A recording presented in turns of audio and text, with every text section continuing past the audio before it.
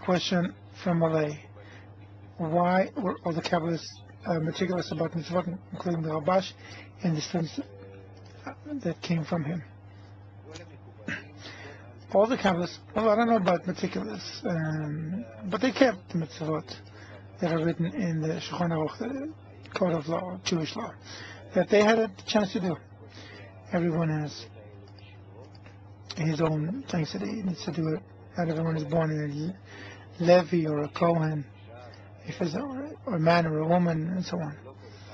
Not everyone has all kinds of special works to do. You have mitzvot of kosher, of slaughtering.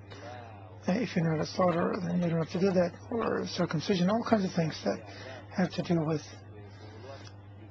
physical actions in life. So, in our physical lives, we keep maybe 20 mitzvot. And Rabash explains that even in corporeality and spirituality, the integration between people brings them to kind of to complement themselves. There are Kohens, Levis, men, women. Some are farmers, some slaughter beasts. So there's integration in general. So what I'm trying to say is that what is left for us to do, even if we want to be very, very firm, very meticulous, to be as much as we can in to keep mitzvot,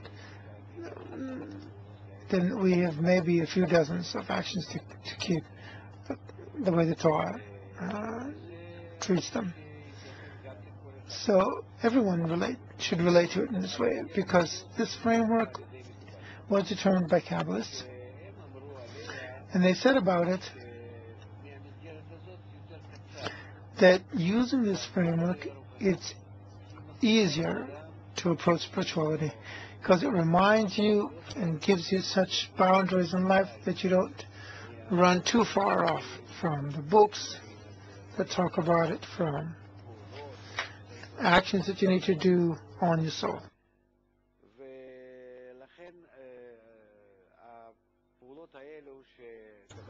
So these actions that Kabbalah relates to them as customs, not as mitzvot, as good deeds, because Kabbalah explains that mitzvot are spiritual actions, they're not physical actions.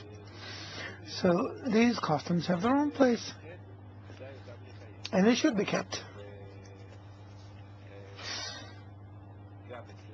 And here too, the law is that anyone who judges himself must keep whatever mitzvot he can.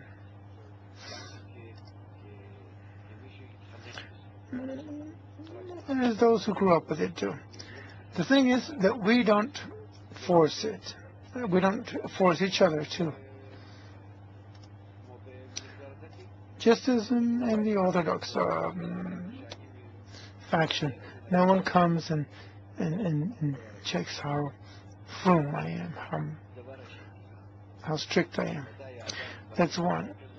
The other thing is that we're built in such a way that we bring the important things closer to us and we care for them. And the less important thing, we care for them less. And so if it says that the Creator doesn't care how you slaughter a beast from the throat or from the back of the neck, but the mitzvot were given to cleanse people with, then my concern is the cleansing, meaning to immerse myself as much as possible in the cleansing of my soul and the correction of my soul. And the other things, for me, of course, are secondary, are